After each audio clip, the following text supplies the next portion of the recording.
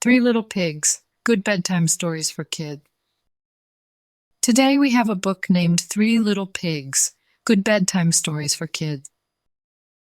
I think they're so pretty. I hope you guys really enjoy it. I love it. Please give this video a like if you enjoy it, and don't forget to subscribe for more stories. Thank you, reading. So, here we go.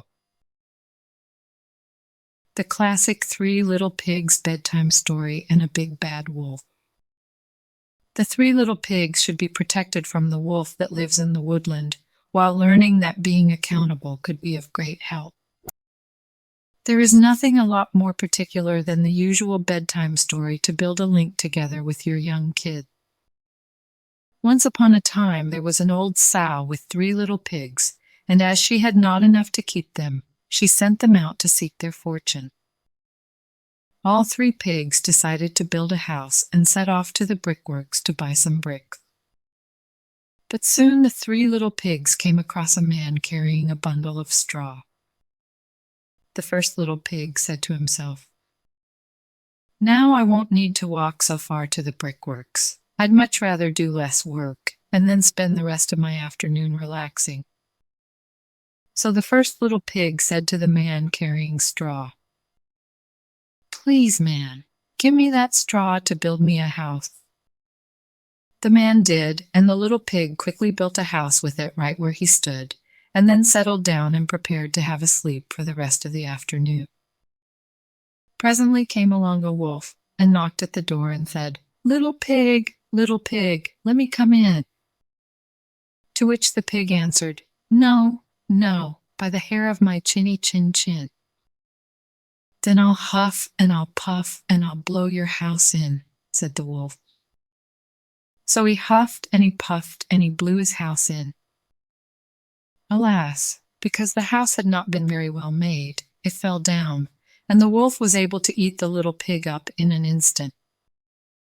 Meanwhile, the second and third pig were still on their way to the brickworks. When they passed a man with a bundle of sticks, the second little pig said to himself, "Now I won't need to walk so far to the brickworks. Sticks are stronger than straw. I think they'll do the job, but anyway, I'm tired now. I'd much rather do less work and then spend the rest of my afternoon relaxing."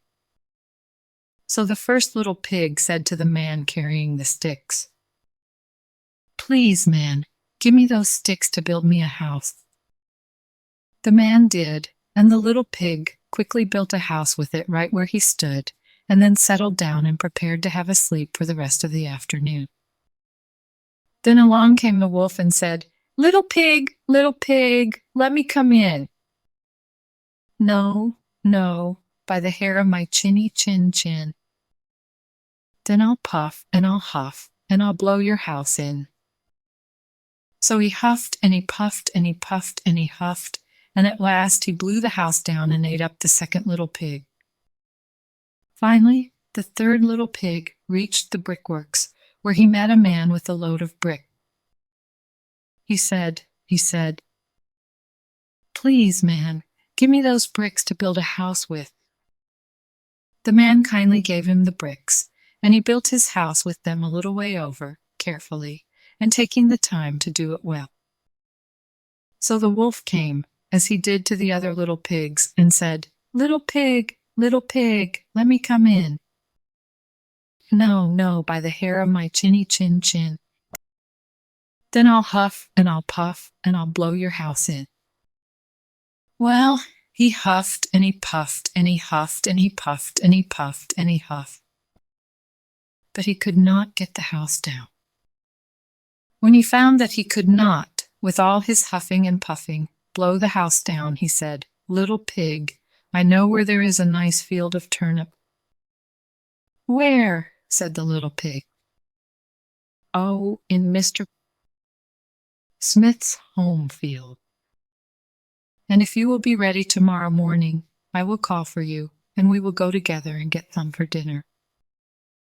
"Very well," said the little pig, "I will be ready."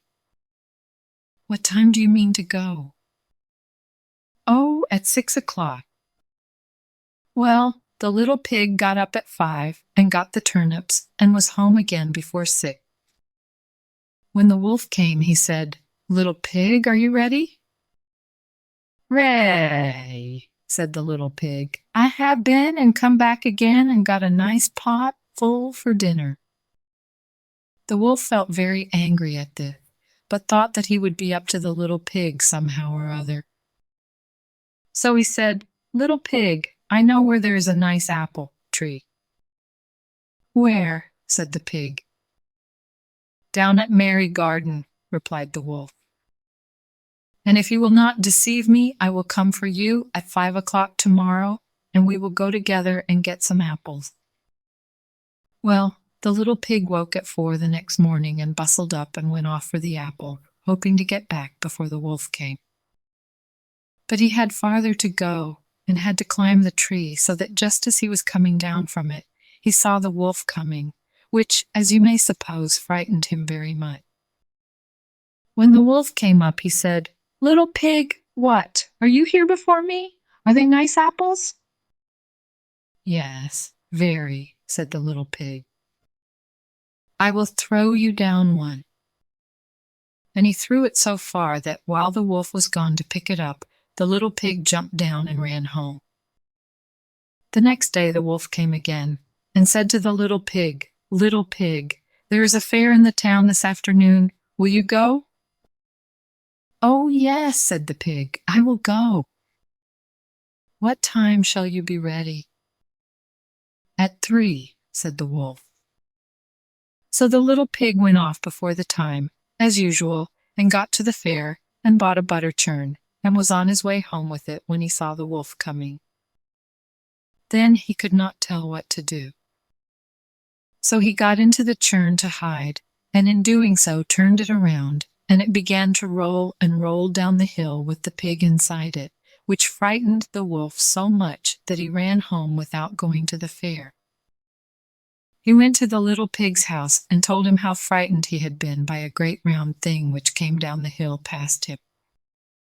Then the little pig said, "Ah, I frightened you, did I?